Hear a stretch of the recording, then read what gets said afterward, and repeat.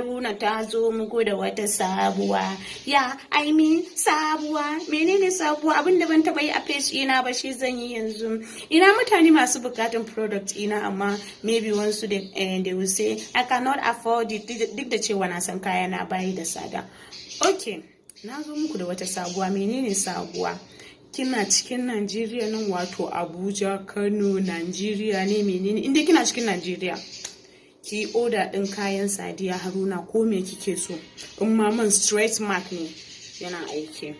In ma cream for knuckles, that's assurance clear. Kai, in ma face cream ne za a kai miki duk inda kike kyauta. What did I say? Kyauta. Sai dai ki je park, driver ya kira ki ce Hajiya an kawo sako, ki zo ki ansa. Yes, I mean free delivery. What did I say? Free delivery. Ku garzaya ku zo ku siya.